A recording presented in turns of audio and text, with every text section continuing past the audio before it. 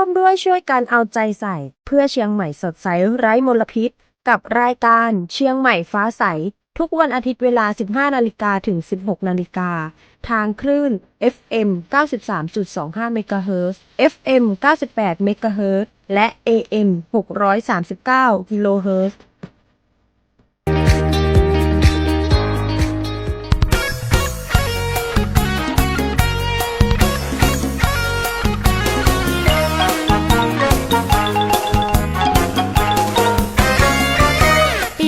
อย่าเผาบ่าเอานะเจ้าบ่าเอานะเจ้าอย่าเผาทำลายเผาไร่เผานาภูเขาป่าไม้ฝุ่นควันกระจายอันตรายแต่นาช่วยกันนะมาช่วยกันนะช่วยกันนะมาช่วยกันนะฮักบ้านเฮางดเผาลดหมอกควันลดโลก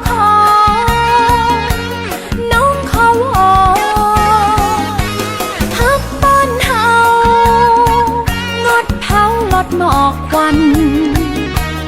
ลดโลกของน้องเขาอ่อนนะ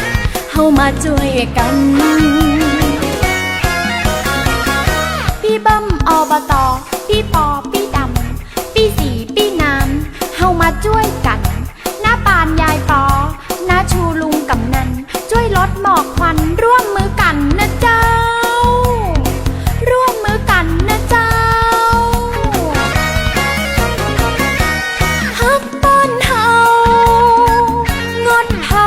หมอกควันลดโลกของน้องเขาอ่อนฮักบ้านเฮา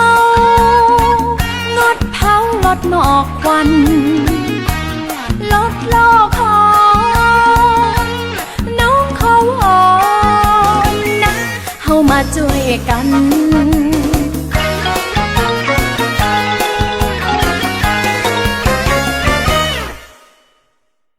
สวัสดีครับท่านผู้ฟังท่านกำลังติดตามรับฟังรายการเชียงใหม่ฟ้าใสช่วงฟ้าใสไร้มลพิษโครงการประชาสัมพันธ์การจัดการปัญหาฝุ่นละออง PM 2.5 ประจำปีงบประมาณพ.ศ. 2569 ทางสถานีวิทยุกระจายเสียงแห่งประเทศไทยจังหวัดเชียงใหม่กับผมฉลาดกัญญยัตน์ผู้ดำเนินรายการในช่วงหลายปีที่ผ่านมา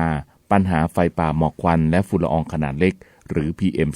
2.5 ได้กลายเป็นปัญหาสำคัญที่ส่งผลกระทบโดยตรงต่อสุขภาพประชาชนโดยเฉพาะเด็กผู้สูงอายุผู้ป่วยและผู้ที่ต้องทำงานกลางแจ้งรวมถึงยังส่งผลต่อทรัพยากรธรรมชาติสิ่งแวดล้อมและคุณภาพชีวิตของเราทุกคนสถานการณ์ฝุ่น PM 2.5 ไม่ได้เป็นเพียงเรื่องของฤดูกาลแต่เป็นเรื่องพฤติกรรมการใช้ทรัพยากรและก็ความร่วมมือของทุกภาคส่วนตั้งแต่ระดับชุมชนจังหวัดจนถึงระดับประเทศการเผาในที่โล่งไฟป่าและหมอกควันล้วนเป็นสาเหตุที่เราทุกคนสามารถที่จะช่วยป้องกันและก็ลดผลกระทบได้วันนี้รายการเชียงใหม่ฟ้าใสในช่วงฟ้าใสไร้มลพิษจะพาทุกท่านไปพูดคุยถึงมาตรการและแนวทางการดำเนินงานแก้ไขปัญหาฝุ่นละออง PM 2.5 ในพื้นที่สถานการณ์ฝุ่น PM 2.5 การให้ความรู้ด้านสาธารณสุขแก่ประชาชนในพื้นที่และการสร้างความร่วมมือการแก้ไขปัญหาฝุ่นละออง PM 2.5 ในพื้นที่เพื่อร่วมกันสร้างสภาพแวดล้อมที่มีอากาศสดใสและปลอดภัยยิ่งขึ้นติดตามได้นะครับในรายการวันนี้ครับร่วมด้วยช่วยกันเอาใจใส่เพื่อเชียงใหม่สดใสไร้มลพิษกับรายการเชียงใหม่ฟ้าใสทุกวันอาทิตย์เวลา 15 นาฬิกาถึง 16 นาฬิกาทางคลื่น FM 93.25 เมกะเฮิรตซ์ FM 98 เมกะเฮิรตซ์และ AM 639 กิโลเฮิรตซ์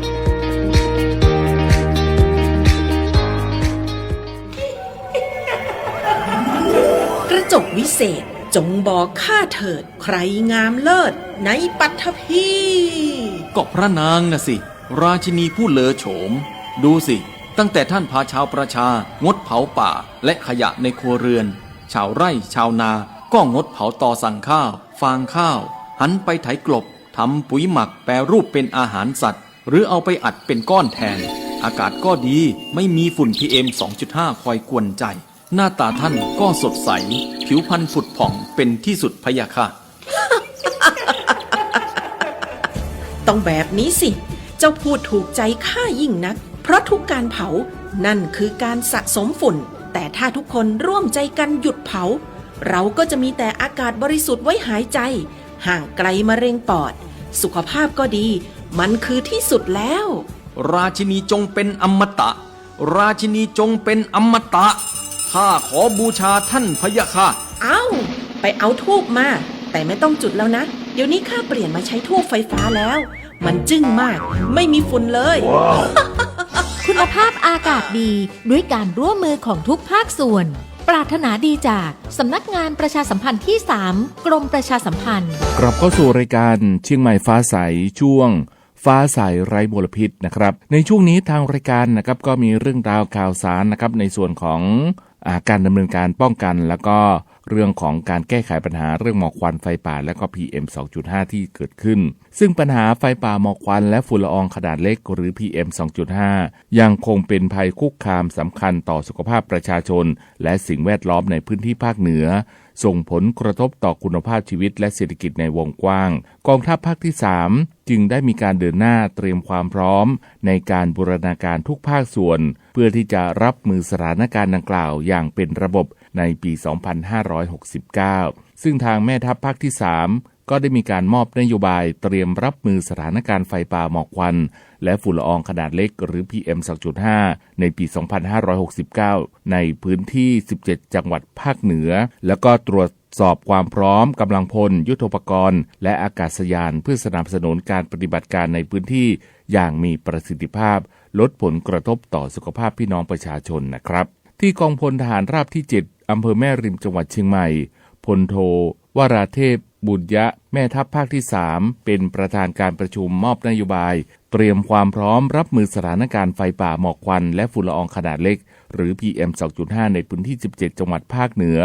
โดยมีผู้ว่าราชการจังหวัดทั้ง 17 จังหวัดหน่วยขึ้นตรงกองทัพภาคที่ 3 หน่วยงานในสังกัดกระทรวงทรัพยากรธรรมชาติและสิ่งแวดล้อมและหน่วยงานที่เกี่ยวข้องโดยเน้นการบูรณาการกำลังพลยุทโธปกรณ์และการประสานงานทุกภาคส่วนเพื่อที่จะป้องกันและแก้ไขปัญหาอย่างเป็นระบบและก็ทันต่อสถานการณ์ด้วยซึ่งทางแม่ทัพภาคที่ 3 นะครับก็ได้เปิดเผยนะครับว่าในการประชุมในระดับภาคนี้เพื่อที่จะซักซ้อมความเข้าใจร่วมกันของ 17 จังหวัดภาคเหนือเพื่อให้สามารถที่จะร่วมปฏิบัติการแก้ไขปัญหาไฟป่าหมอกควันได้อย่างมีประสิทธิภาพและเป็นไปในทางทิศเดียวกันและถือว่าเป็นวันคิกออฟที่ทุกภาคส่วนทั้งฝ่ายทหารและพลเรือนได้เริ่มต้นบูรณาการแก้ไขปัญหาไฟป่าหมอกควันและฝุ่นละออง PM 2.5 ในจังหวัดภาคเหนือประจำปี 2569 โดยมีเป้าหมายร่วมกันนะครับก็คือพื้นที่เผาไหม้ลดลง 10-20% ค่าเฉลี่ย PM 2.5 ลดลง 5-10% และจำนวนวันที่เกิดมาตรฐานลดลง 5%ซึ่งจะต้องมีการดำเนินการร่วมกันใน 5 ส่วนได้แก่ภาคการเกษตรป่าเมืองหมอกควันข้ามแดนและบริหารจัดการภาพรวมพร้อมได้มีการเน้นเรื่องของการดำเนินการร่วมกันทั้งปฏิบัติการทางภาคพื้นดินและอากาศโดยแบ่งมอบพื้นที่ให้จังหวัดรับผิดชอบอย่างชัดเจนและสิ่งสำคัญที่สุดก็คือขอให้คำนึงถึงความปลอดภัยของเจ้าหน้าที่ที่เข้าปฏิบัติงานทุกนายให้มีความปลอดภัยตลอดการภารกิจด้วยนะครับทั้งนี้ได้มีการตรวจความพร้อมกำลังพลและอากาศยานเพื่อที่จะสนับสนุนการปฏิบัติการในพื้นที่อย่างมีประสิทธิภาพลดผลกระทบต่อสุขภาพประชาชนสิ่งแวดล้อมและคุณภาพชีวิตของประชาชนในพื้นที่ภาคเหนืออย่างต่อเนื่องเพื่อเป็นการจัดการมลพิษทางอากาศอย่างมีประสิทธิภาพด้วยนะครับนี่ก็เป็นในส่วนของทางกองทัพภาคที่ 3 ที่ได้มีการเดินหน้าในการเตรียมความพร้อมและก็บูรณาการทุกภาคส่วนเพื่อที่จะรับมือสถานการณ์หมอกควันไฟป่าและก็ PM 2.5 อย่างเป็นระบบในปี 2569 นี้นะครับนี่ก็เป็นเรื่องราวข่าวสารที่นำมาให้ทุกฟังได้ติดตามรับฟังกันกับรายการเชียงใหม่ฟ้าใสช่วงโลกสวยด้วยสิ่งแวดล้อมนะครับร่วมด้วยช่วยกันเอาใจใส่เพื่อเชียงใหม่สดใสไร้มลพิษกับรายการเชียงใหม่ฟ้าใส ทุกวันอาทิตย์เวลา 15 นาฬิกาถึง 16 นาฬิกาทางคลื่น FM 93.25 เมกะเฮิรตซ์ FM 98 เมกะเฮิรตซ์และ AM 639 กิโลเฮิรตซ์ กลับเข้าสู่รายการเชียงใหม่ฟ้าใสช่วงฟ้าใสไร้มลพิษนะครับในช่วงนี้ทางรายการนะครับก็มีเรื่องราวข่าวสารในส่วนของมาตรการต่างๆเพื่อที่จะแก้ไขปัญหาเรื่องของปัญหาหมอกควันไฟป่าและก็ PM 2.5 ที่เกิดขึ้นซึ่งทางจังหวัดเชียงใหม่นะครับก็ได้มีการเดินหน้ามาตรการเข้มงวดในการควบคุมการเผาในทุกพื้นที่เพื่อที่จะแก้ไขปัญหาหมอกควันและฝุ่นละอองขนาดเล็กหรือ PM 2.5 ที่ส่งผลกระทบต่อสุขภาพของประชาชนโดยได้ออกประกาศมาตรการสำคัญเพื่อที่จะควบคุมการเผาในพื้นที่ต่างๆโดยไม่อนุญาตให้มีการเผาใดๆทั้งสิ้นเพื่อเป็นการลดมลภาวะจากฝุ่นละอองขนาดเล็กหรือ PM 2.5 ตั้งแต่วันที่ 1 มกราคม 2569 จนถึง 31 พฤษภาคม 2569 จึงขอความร่วมมือทุกภาคส่วนงดเผาในห้วงเวลาดังกล่าวซึ่งเป็นช่วงเวลาที่มักเกิดปัญหาหมอกควันและมลพิษทางอากาศจากการเผาป่าและการเผาเศษวัสดุทางการเกษตรหากจำเป็นนะครับก็สามารถที่จะลงทะเบียนขออนุมัติผ่านระบบไฟล์ดีหากผู้ใดฝ่าฝืนต้องระวังโทษจำคุกหรือปรับหรือว่าทางจำทั้งปรับโดยมาตรการนี้นะครับก็มีเป้าหมายหลักในการลดมลพิษที่ส่งผลกระทบต่อสุขภาพประชาชนลดปัญหาฝุ่น PM 2.5 ที่เป็นอันตรายโดยเฉพาะในช่วงของฤดูร้อนที่มักมีการเผาในพื้นที่ทางการเกษตรและก็ป่าไม้เพื่อเตรียมพื้นที่สำหรับการปลูกพืชใหม่นอกจากนี้จังหวัดเชียงใหม่ก็ได้ร่วมมือกับหน่วยงานต่างๆในการเฝ้าระวังและก็ตรวจสอบการเผาที่อาจจะเกิดขึ้นพร้อมทั้งเพิ่มการประชาสัมพันธ์ให้กับประชาชน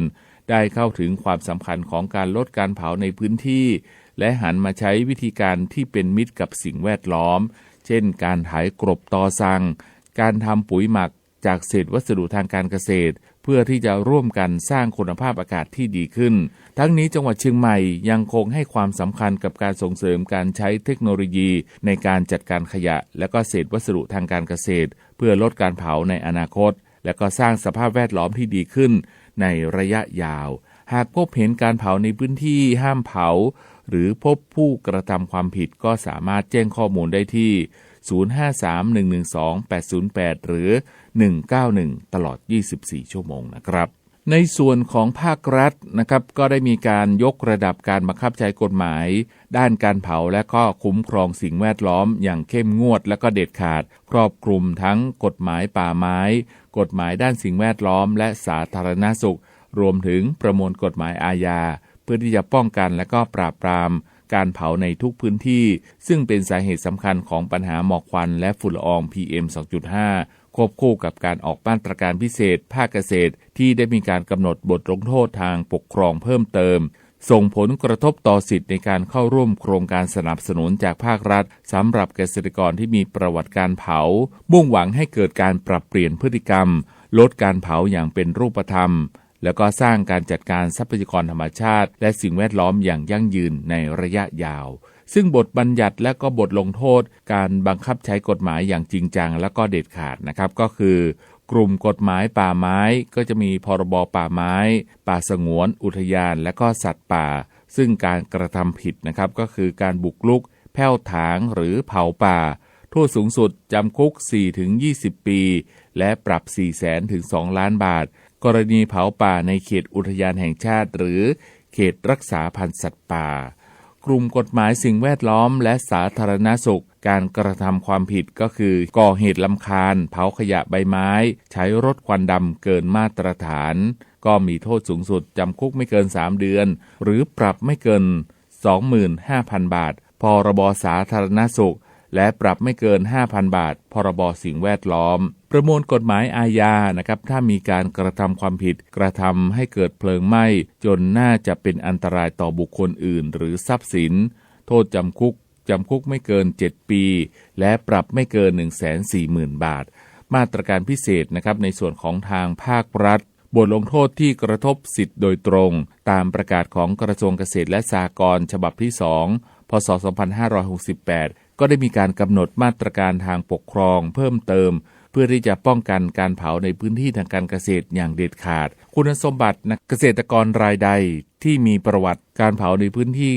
ทางการเกษตรของตนเองในช่วงเวลาที่กำหนดก็จะขาดคุณสมบัติและไม่ได้รับสิทธิ์ในการเข้าร่วมโครงการสนับสนุนและพัฒนาศักยภาพเกษตรกรทุกโครงการจากภาครัฐมีระยะเวลาบทลงโทษนะครับมีผลเป็นเวลา2ปี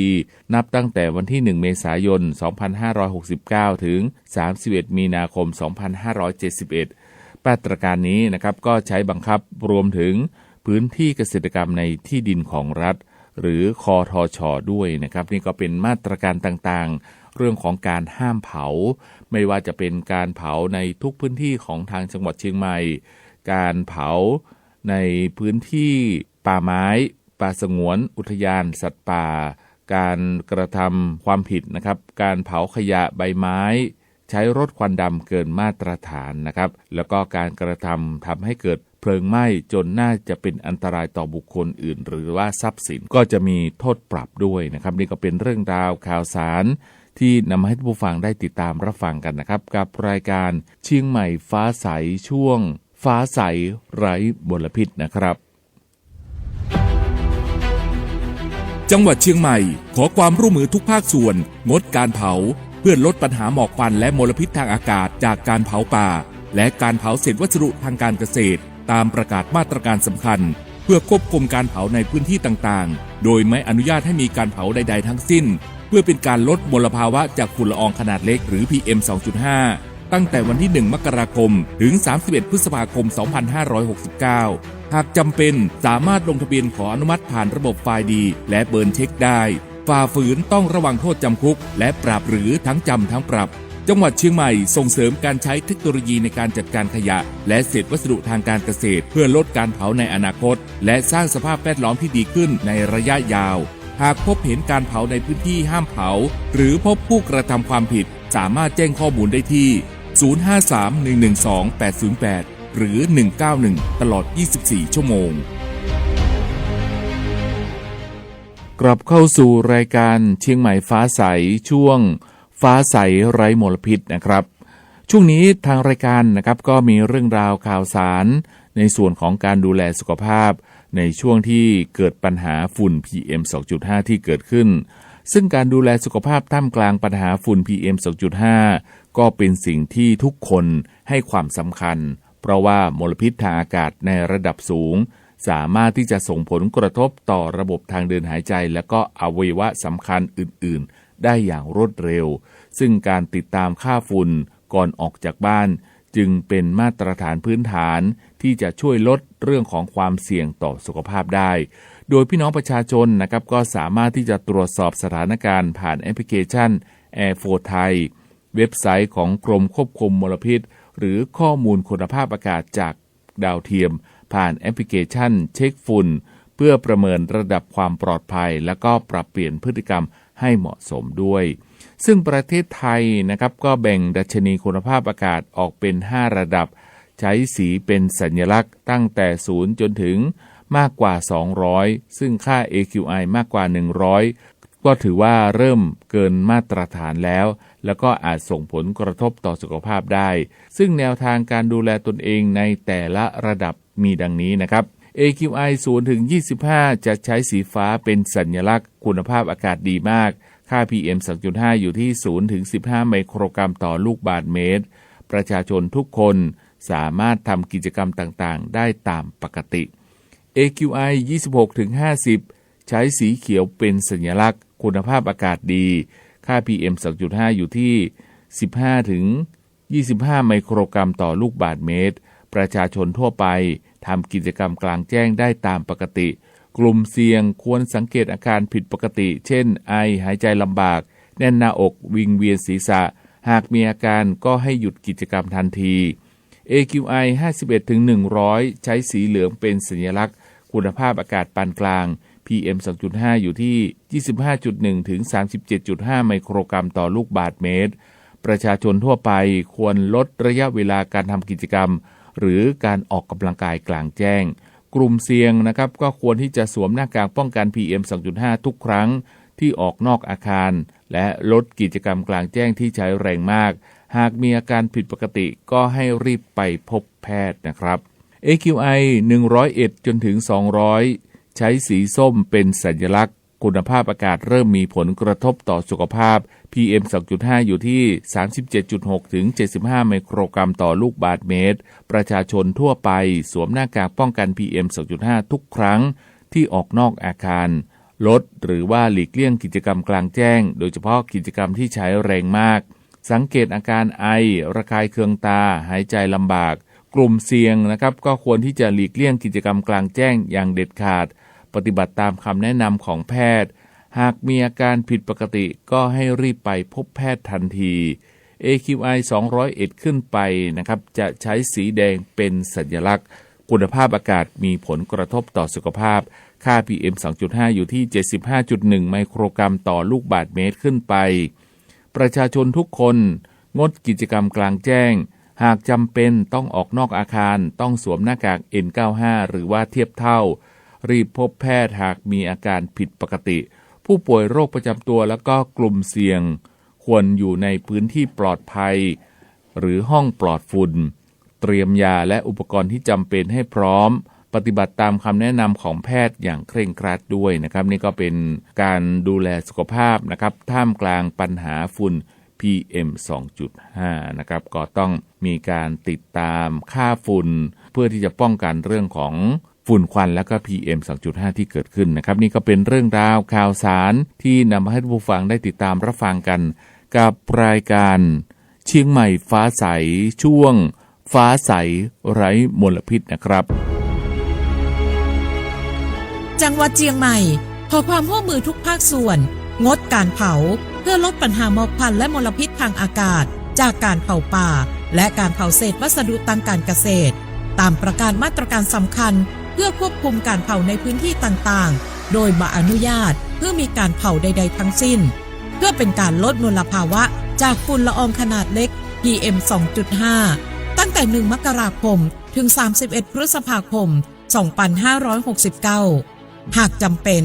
สามารถลงทะเบียนขออนุมัติผ่านระบบไฟล์ดีดหรือเบิร์นเช็ค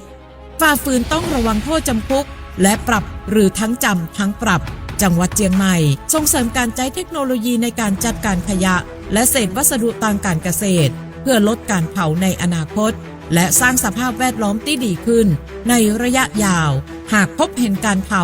ในพื้นที่ห้ามเผาหรือพบผู้กระทำผิด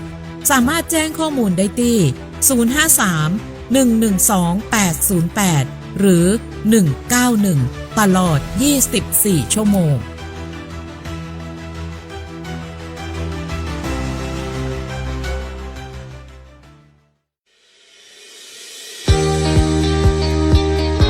ร่วมด้วยช่วยกันเอาใจใส่เพื่อเชียงใหม่สดใสไร้มลพิษกับรายการเชียงใหม่ฟ้าใสทุกวันอาทิตย์เวลา 15 นาฬิกาถึง 16 นาฬิกาทางคลื่น FM 93.25 เมกะเฮิรตซ์ FM 98 เมกะเฮิรตซ์และ AM 639 กิโลเฮิรตซ์กลับเข้าสู่รายการเชียงใหม่ฟ้าใสช่วงฟ้าใสไร้มลพิษนะครับในช่วงนี้นะครับทางรายการก็มีเรื่องราวข่าวสารในส่วนของสถานการณ์ฝุ่นของจังหวัดเชียงใหม่ซึ่งคาดว่าปลายเดือนมกราคมนี้ฝุ่นจะหนาแน่นขึ้นและก็ได้มีการกำชับทุกภาคส่วนวางมาตรการในการรับมือด้วยนะครับซึ่งทางด้านของนายศิวกรบัวป้องรองผู้ว่าราชการจังหวัดเชียงใหม่พร้อมด้วยพลโทชายแดนกฤษณสุวรรณแม่ทัพน้อยที่3ในฐานะรองผู้อำนวยการศูนย์ปฏิบัติการป้องกันและแก้ไขปัญหาไฟป่าหมอกควันและฝุ่นละอองภาค 3ได้ประชุมร่วมกับคณะกรรมการศูนย์อำนวยการป้องกันและแก้ไขปัญหาไฟป่าหมอกควันและฝุ่นละอองจังหวัดเชียงใหม่เพื่อที่จะติดตามสถานการณ์ไฟป่าหมอกควันและฝุ่นละอองขนาดเล็กหรือ PM 2.5 ในพื้นที่จังหวัดเชียงใหม่รวมถึงเตรียมพร้อมในการรับมือสถานการณ์ที่เกิดขึ้นในช่วงต่อไปนะครับซึ่งสถานการณ์นะครับในภาพรวมของประเทศในขณะนี้ในพื้นที่ภาคกลางโดยเฉพาะกรุงเทพมหานครปริมณฑลและภาคกลางตอนบนเริ่มมีค่าฝุ่นสะสมเพิ่มมากขึ้นจนอยู่ในระดับสีส้มก็คือเริ่มส่งผลกระทบต่อสุขภาพพี่น้องประชาชนหากมีการสะสมของฝุ่นต่อเนื่องและมีทิศทางลมพัดผ่านที่สัมพันธ์ ก็จะทำให้คราบฝุ่นเหล่านี้ค่อยๆเคลื่อนตัวมีอิทธิพลต่อภาคเหนือตอนล่างภาคเหนือตอนบนและมาถึงจังหวัดเชียงใหม่ซึ่งเบื้องต้นนะครับคาดว่าในช่วงของปลายเดือนมกราคมนี้จังหวัดเชียงใหม่จะมีแนวโน้มที่จะมีปริมาณฝุ่นที่หนาแน่นขึ้นแล้วก็อาจเริ่มส่งผลกระทบต่อสุขภาพพี่น้องประชาชนได้ดังนั้นจึงให้ทุกภาคส่วนเร่งสื่อสารประชาสัมพันธ์สถานการณ์ฝุ่นละอองให้กับพี่น้องประชาชนได้รับทราบเพื่อที่จะได้เฝ้าระวังและเตรียมการป้องกันตนเองส่วนหน่วยงานที่เกี่ยวข้องก็จะได้มีการเตรียมมาตรการต่างๆและก็คุมเข้มเกี่ยวกับการบังคับใช้กฎหมายต่อไปและในวันที่19มกราคม2569นี้ทางจังหวัดเชียงใหม่ก็ได้มีการกำหนดจัดกิจกรรม Kick Off ฉีดล้างทำความสะอาดถนนและพื้นที่ต่างๆ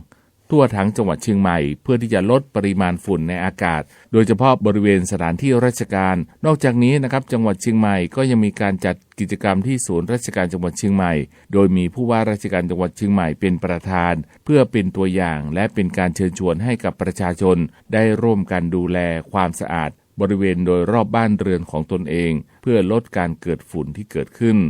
ซึ่งในช่วงของสถานการณ์ฝุ่นละอองขนาดเล็กหรือ PM 2.5 กลับมาส่งผลกระทบต่อสุขภาพของประชาชนการเตรียมความพร้อมและการดูแลตนเองอย่างถูกวิธีจึงเป็นสิ่งสำคัญซึ่งทางกรมอนามัยกระทรวงสาธารณสุขก็ได้มีการแนะนำแนวทางการป้องกันและรับมือกับฝุ่น PM 2.5 เพื่อที่จะช่วยลดความเสี่ยงต่อสุขภาพทั้งการติดตามสถานการณ์การดูแลร่างกายและก็การปรับพฤติกรรมในการใช้ชีวิตประจำวันขอเชิญทุกท่านร่วมกันใส่ใจสุขภาพของตนเองและก็คนในครอบครัวเพื่อความปลอดภัยและคุณภาพชีวิตที่ดีในช่วงของสถานการณ์ฝุ่นละออง PM 2.5 นี้นะครับก็ให้ติดตามแล้วก็เตรียมพร้อมนะครับติดตามสถานการณ์ตรวจสอบคุณภาพอากาศก่อนออกจากบ้านเป็นประจำผ่านแอปพลิเคชัน Air for Thai และสำรองหน้ากากเตรียมหน้ากากป้องกันฝุ่นไว้ให้พร้อมเสมอเช่นหน้ากากอนามัยหรือ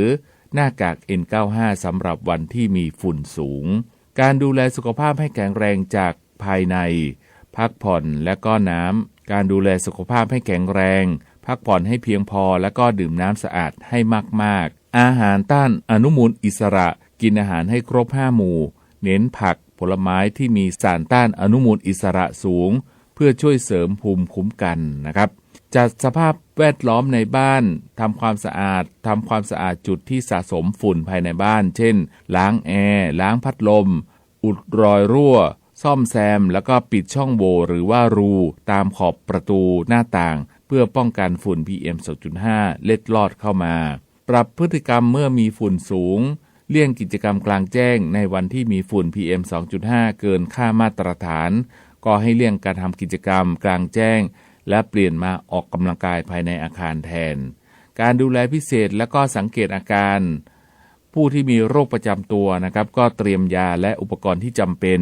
และปฏิบัติตามคำแนะนำของแพทย์อย่างเคร่งครัดสังเกตอาการผิดปกติหากมีอาการไอบ่อยหายใจไม่ออกเจ็บหน้าอกใจสั่นหรือวิงเวียนศีรษะก็ให้รีบไปพบแพทย์ทันทีร่วมด้วยช่วยกันนะครับลดแหล่งกำเนิดฝุ่นงดการเผาในที่โล่งทุกชนิดลดควันดำลดการใช้รถที่ปล่อยควันดำปลูกต้นไม้ร่วมกันปลูกต้นไม้เพื่อที่จะช่วยดักจับฝุ่นละอองในอากาศการป้องกันที่ดีที่สุดก็คือการติดตามข้อมูลและก็ปรับเปลี่ยนพฤติกรรมให้สอดคล้องกับสถานการณ์อยู่เสมอนี่ก็เป็นในส่วนของการเตรียมพร้อมนะครับเรื่องของการรับมือสถานการณ์ฝุ่น PM 2.5 นะครับนี่ก็เป็นเรื่องราวข่าวสารที่นำมาให้ผู้ฟังได้ติดตามรับฟังกันกับรายการเชียงใหม่ฟ้าใสช่วงฟ้าใสไร้มลพิษนะครับเชียงใหม่ฟ้าใสไร้มลพิษพบกันใหม่ทุกวันอาทิตย์เวลา 15 นาฬิกาถึง 16 นาฬิกาทางคลื่น FM 93.25 เมกะเฮิรตซ์ FM 98 เมกะเฮิรตซ์และ AM 639 กิโลเฮิรตซ์